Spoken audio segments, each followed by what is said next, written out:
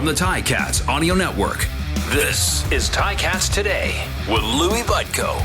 Yes, it is Ticats Today for a Wednesday, August the 31st, 2022. The last day of August, not the unofficial last day of summer. I usually like to designate that as Labor Day. With back to school starting the next day, but it's pretty darn close. Tomorrow, September the 1st. And speaking of Labor Day, of course, the Labor Day Classic, one day closer. And we can't wait to see you here at Tim Hortons Field. We get just a peek behind the scenes. We got a little staff update today. Tickets, very far and few in between. So you're going to want to get them. Snap them up fast while you can. Ticats.ca/tickets. You're going to want to be here. Get them before they sell out. You're going to want to be here because it's supposed to be a beautiful afternoon for football.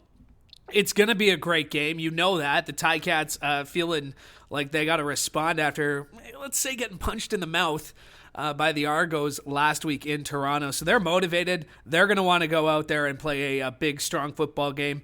And again, the atmosphere itself is going to be worth the price of admission because there is nothing quite like Labor Day at Tim Hortons Field. And just putting it into perspective, last year, of course, was super exciting being back here, with a pandemic style. But first real full capacity Labor Day Classic since 2019. So you're going to want to be here. And by the way, Ticats, knock on wood, never lost to the Argos on Labor Day here at Tim Hortons Field. So looking to keep that record intact. You're going to want to be here. Mention that ticats.ca/tickets. You're going to want to get your 50-50 tickets too, where the guaranteed jackpot starts at $50,000. Yeah, and there's even an early bird draw that's coming up. And that's going to be on Friday night for $1,000. So Ticats5050.com is where you can get your tickets. Coming up on today's show, Ticats were back at practice for day 0. So we'll hear from Coach Orlondo Steinauer. We'll hear from Mason Bennett as well. And later on in the show, Coach John Salavantis will join us for some Wednesday salutations with Coach Sal.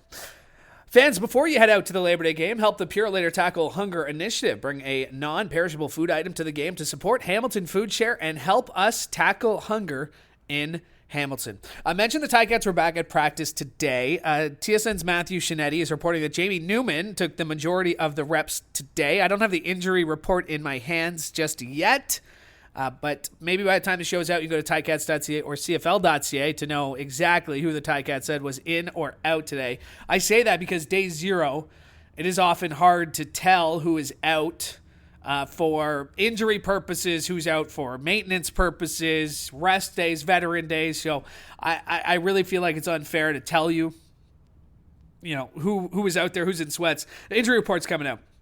And we'll discuss that on tomorrow's show. And tomorrow's day 1, so we'll get a better indication of what the Ticats might look like come Monday. But as mentioned, Matthew Shinetti was here. He did tweet out that Jamie Newman was taking first-team reps and just passing along that information as reported out by Matthew Shinetti. So just in case you need to know. We did have a chance to catch up with Coach O after practice today. And I started off by asking him about something he said after the game on Friday, where he said, frustration is a human emotion. He would expect his guys to be frustrated with where they're at. My question to him, how do you turn that frustration into results on the football field? That's the challenge. That's exactly what the challenge is. And so how we do that, we keep internal. And, at the end of the day, we're not trying to suppress things that are just natural, right? If people didn't feel emotion or frustration, that'd make us pretty much probably who we don't want to be, right? And so it's there's a difference between that and choosing to divide or separate, and that's what I'm just most proud of with this football team so far. I just want to focus on Toronto. You know what I mean? Like how we handle stuff internally is how we handle stuff internally. That's for us.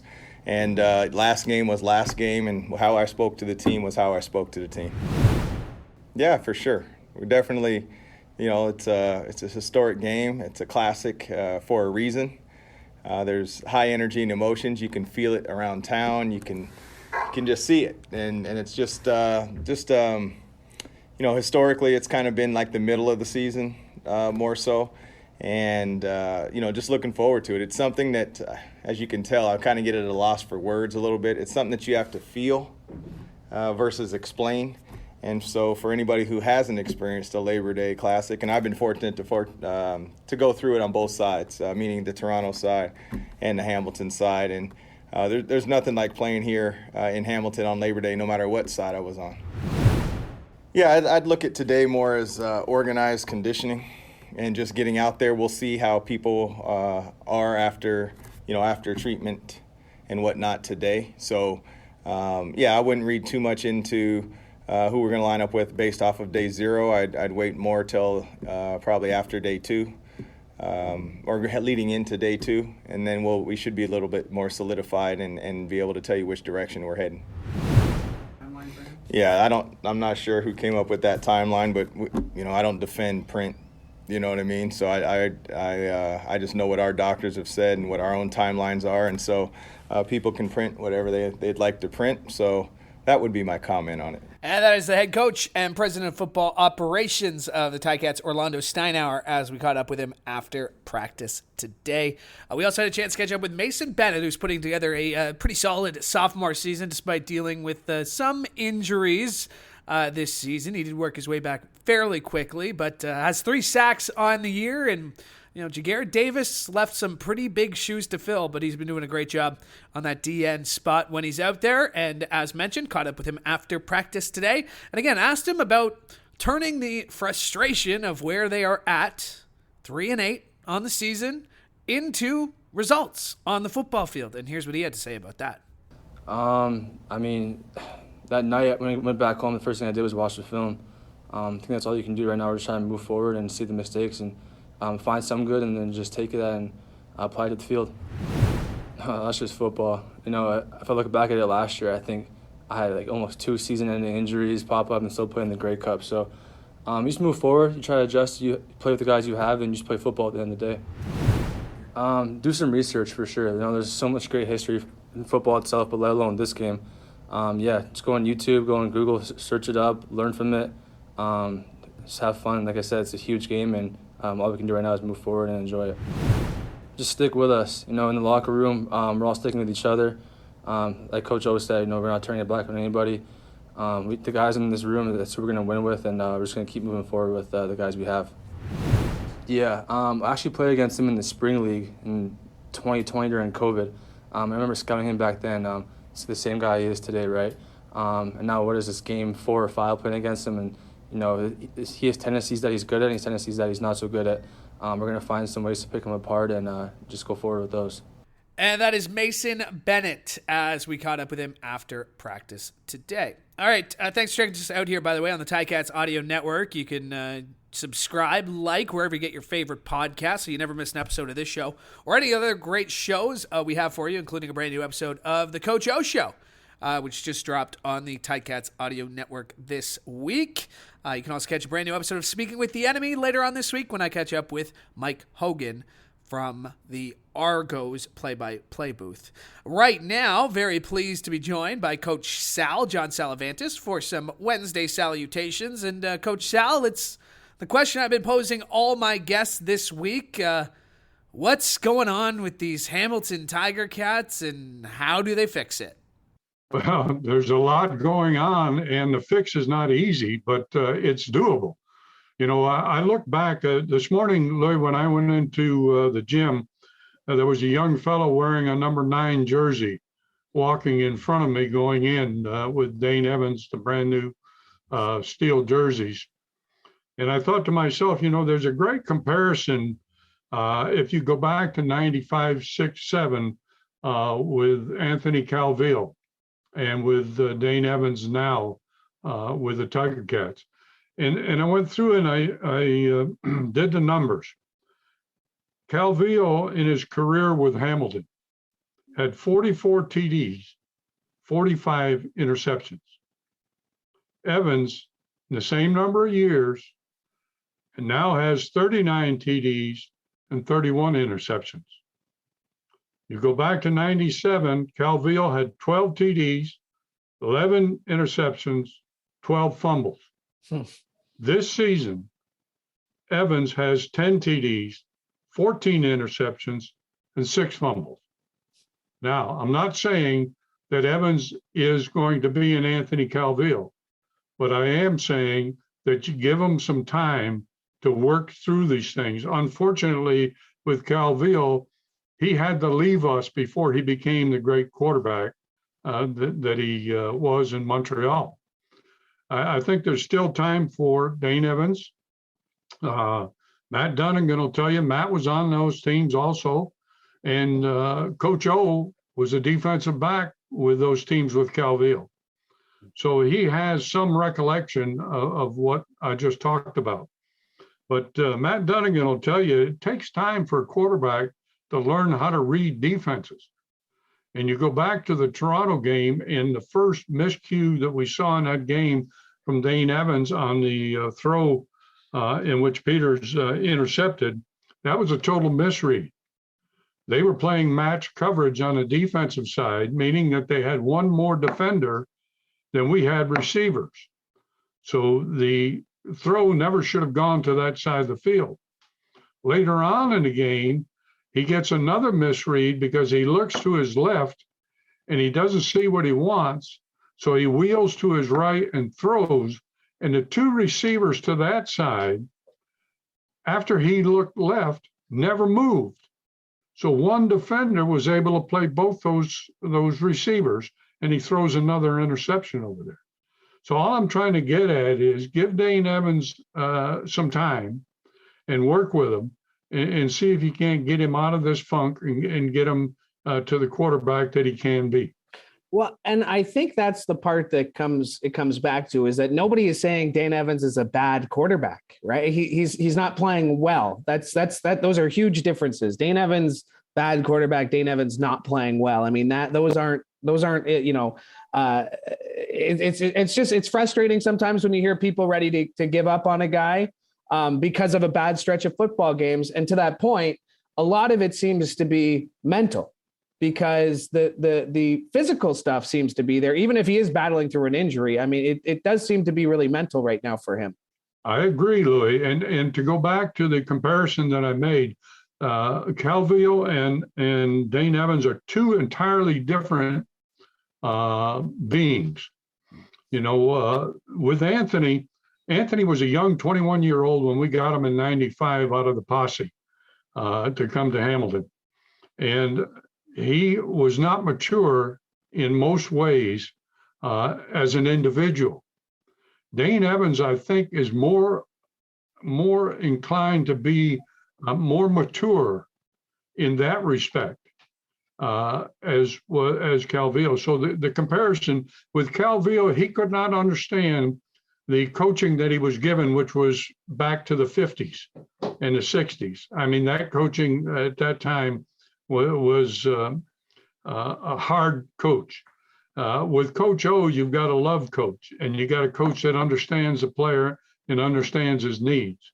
So the comparisons are such that Dane Evans, to me, is a guy who can come out of this and become a very, very good quarterback in the CFL. Well, in the meantime, the Ticats are where they are in the playoff picture, currently on the outside looking in, 3rd in the East, but they control their own destiny, at least for the next couple of weeks, with games against the Argos, a bye week, and then the Montreal Alouettes. How do you talk the guys through a stretch of football games like this, where there's still, obviously a lot to play for, because mathematically you're right there, but you're still 3-8. Yeah, but you just have to draw it up on the board for them and show them the games that are upcoming. And if you go back and you look, Louie, as you said, we get Toronto, then Montreal, then Saskatchewan, then Calgary, and then it's Ottawa. So the fact is we're playing more of the games in the Eastern Division and have every opportunity to be number 1 or number 2. And you're going into Labor Day, and this is the beginning of a new season. This was a time in the old days when the airlift started coming in, where the players came back from the NFL to rejoin the CFL. Some of that will take place. and maybe Hamilton will make a couple of changes. I don't know. There are reports out today that Vernon Adams, quarterback from Montreal, is going to go to BC. But they may be looking around to find somebody to fill in with Schultz being out for 4 to 6 weeks. Yeah, and again, day zero, so hard to read into much of anything. What we're seeing at practice, this was a lighter day for the Tiger Cats out there, and they still have a full practice week with day one, with the game on Monday. Coach, we've talked about the history of these two teams a lot. They got a whole documentary coming out about it this fall, but can you just put into perspective how big Labor Day is for the guys in the room, for the coaches? Like it's not just another game, is it? It's not another game. It's the game, and the labor part of it is part of Hamilton. The parade that takes place in Hamilton is a Labor Day parade. It's meant to honor those people who work, the lunch bucket crowd, if you will, that go to work every day in the steel mills, or did during the early years. So that part of it is the historic part, perhaps. The steam whistle at the stadium will go off prior to the ball game, as it did for the workers who went to the mills, where the whistle went off and they went to work, and the whistle went off and they left work. So the players will begin to understand, and the veterans will try to tell the rookies how important this game is and how physical this game is going to be. It won't register right away. You have to go through it one time to understand it. But this is what football is all about. This is the rivalry. This is the fun thing about the game. This is the fan base that will be energized come Monday at 1:00 in the afternoon. We know the Tiger Cats are going to have to do a lot of things differently than the last time out. A, limit turnovers has been a story all year. B, big plays. But what else do the Ticats need to do outside of those two things? It's easy to say, but what else do the Ticats need to do to come out with a win on Monday? Well, it goes back to the fact that we've not played a 60-minute game. We continue to play good in a quarter, average in another quarter, poor in another quarter, etc. You've got to play all 4 quarters of the game, all 60 minutes, at the highest level possible. Keep under control, be physical, and beat the man across from you. Those things will take place, and you'll come out a winner. Well, we shall see. Coach, you're going to be here on Monday, right? I absolutely will. I'm going to be here too. So I'm very much looking forward to seeing you at the stadium on Monday and seeing all the fans as well. So, Coach, we'll see you then. Thank you, Louie. Talk to you.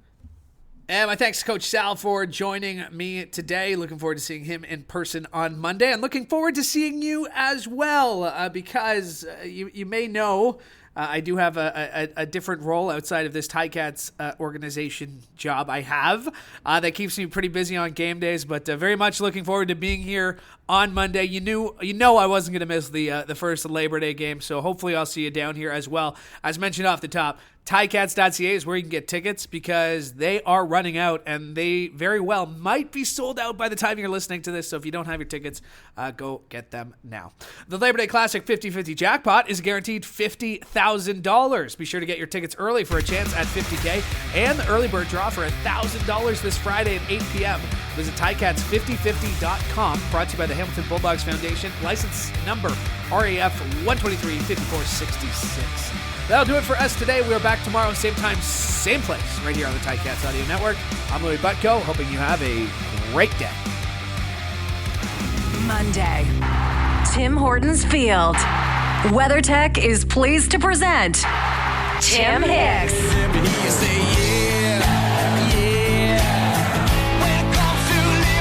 This year's Labor Day Classic will feature a special halftime concert performance featuring award-winning country artist Tim Hicks. Presented by WeatherTech, Tim Hicks.